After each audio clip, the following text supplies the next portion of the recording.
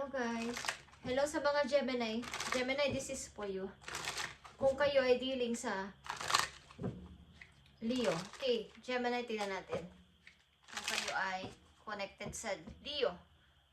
Sa mga Gemini, tingnan natin ang inyong message kung kayo ay connected sa Leo energy. Kung konektado na kayo or paparating pa lang ang person na to is, malalaman natin. Gemini, tingnan natin. Isa pa. Okay, Gemini. Gemini, konektado ka ba sa Leo? So, malalaman natin to guys sa inyong message kung kayo ay konektado sa Leo or may makikilala kayong Leo.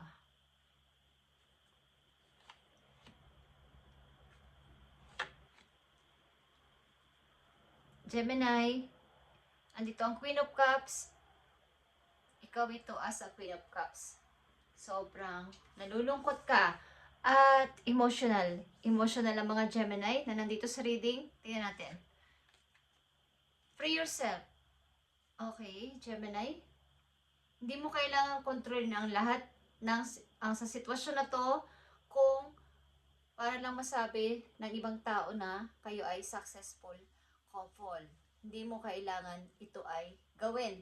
Hindi mo to deserve. Kung ikaw ay nalulungkot or nahihirapan na sa sitwasyon, hindi mo to kailangang ipagpatuloy kung gusto mo lang malaman nila at i-please ang ibang tao, ang mga kamag-anak mo, mga ibang tao na masabing kayo ay may successful na kakoneksyon. Sapagkat sa totoo lang kayo ay malungkot sa inyong kakoneksyon. Okay? Tingnan natin tong free yourself. Gemini, someone is lying or someone is nagsisinungaling sa inyo guys. Maraming kinalagta, maraming kinuha sa inyo. Una-una yung mga kaalaman ninyo. Okay? Maaring pera din. Maaring halos lahat. Okay? Nagsisinungaling ang inyong kakoneksyon. At ito ay vice versa. Ito ay reverse. Ang Ten of Cups. Maaring dati kayong masayang pamilya, pero sad to say, mayroon dito sinungaling sa inyong kakoneksyon. Okay? May hindi honest. At andito yung ikaw yung nagtatrabaho sa family. Halos wala ka ng kaoras-oras sa iyong sarili at wala ka nang itinitira para lang makaipon ng money or pagtrabaho ng napakaraming oras. Okay, Gemini. At andito ang King of Swords. So, maaaring meron kang napagdesisyonan after ng mga nangyari na to sa buhay mo, meron kang napagdesisyonan na matigas, na ito na yung dapat kong gawin. Meron kang napatunayan o nalaman na sa isip mo na ito na yung dapat ko palang desisyon. At andito yung kalungkutan guys sa inyong ginawang desisyon o gagawin desisyon. Sapagkat kailangan ng mangyari. Free yourself, Gemini. Maring kayo ay hindi na masaya or wala na kayo ng inyong karelasyon. But nagpapatuloy ang ilan sa inyo ngayon sa iisa o something na diretso sa buhay. Tuloy-tuloy sa pagpo-forward kahit wala na tong connection na to, sitwasyon na to, okay? Tingnan natin to, Gemini. Ang free yourself. Free yourself, Gemini. So, andito na yung paglilimata mo sa mga tao o sa tao na to. Paglilimata mo sa na lumapit siya sa'yo ulit. Pagdidepensa sa sarili. Or takot ka. Nalapitan ka na ulit ng person na to. Maring nagbigay ito nagdulot sa'yo ng mahirap na sitwasyon, mahirap na mga problema is marami, responsibilidad. For yourself, kailangan mong pag-asa. Kailangan may mawala. Kailangan may umalis. Kailangan may matapos. Ito ay old cycle sa buhay mo. Ito ay death. Okay? Kailangan may matapos na relasyon para magkaroon ka ng freedom sa iyong sarili at maibalik yung dating Gemini, dating ikaw, Okay? Yung inyong inner child. Yeah. The Chariot. Guys. Pag-iba ng direction, after nitong pagputol sa connection na to, after nitong tatapos sa cycle na to, is pag-iba ng direction patungo sa tagumpay, Gemini. At 8 of Pentacles again is here. May dalawa kang 8 of Pentacles. Kayo ay talagang puspusan sa pagtatrabaho at walang tigil para makaipon sa hinaharap. Okay? Ilan sa inyo ay, kung hindi pa to nyo ginagawa, is kapag narinig at nakita nyo ang video na to, ito siguro yung timing na magising kayo sa katotohanan at nandito din ang King of Swords. Magkaroon ng sariling desisyon, matapang na desisyon para sa practical na solution. Okay, at nandito ang the Chariot, Death, and 8 of Pentacles sa inyong hinaharap. Kailangan ninyong mamili ng bagong lalantasin sa buhay para sa inyong tagumpay. Guys, una pa lang na message sa inyo ay free yourself. You don't need to be control of everything for a love relationship to be successful. Okay. Hindi mo kailangang ikaw yung magbigay ng effort. Hindi mo kailangang ikaw magbibigay. At kailangan mo din namang bigyan. Sa pag-ibig kasi guys, sa relasyon ay kailangan ng give and take.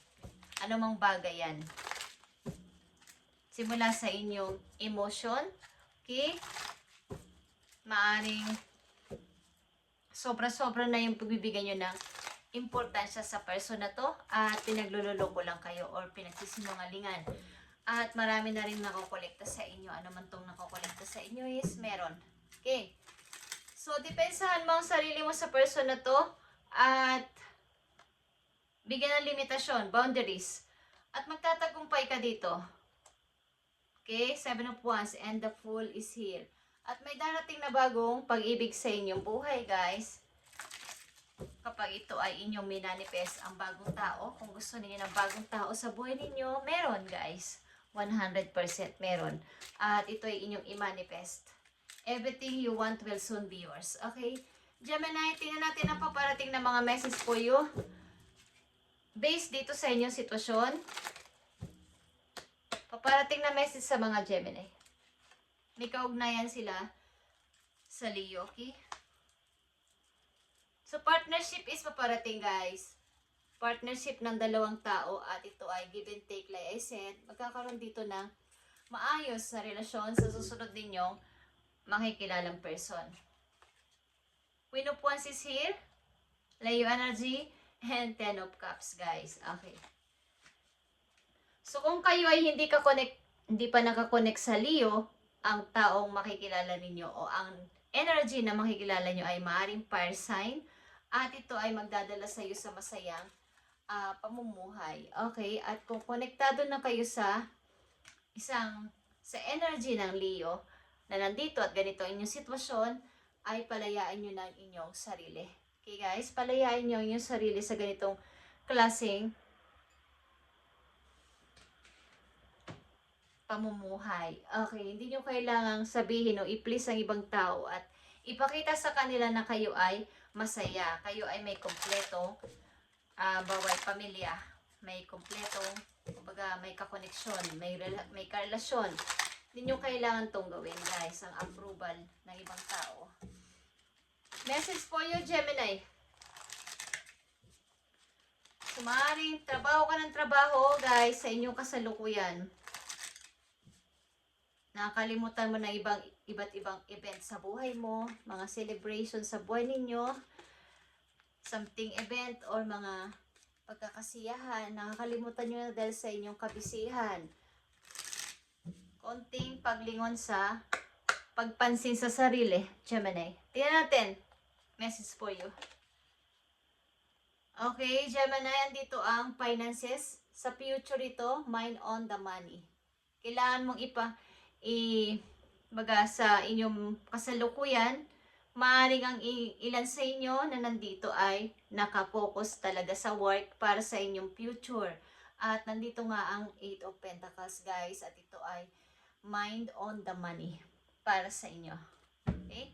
At maaaring may nag-ghost sa iyo galing sa nakaraan. Kung ito inyo nang hinahiwalayan, yan o naghiwalay na kayo ng tao na to is maaaring ginughost kayo nito. Kaya depensahan nyo sa sarili ninyo na huwag na ulit pumasok ito sa buhay ninyo.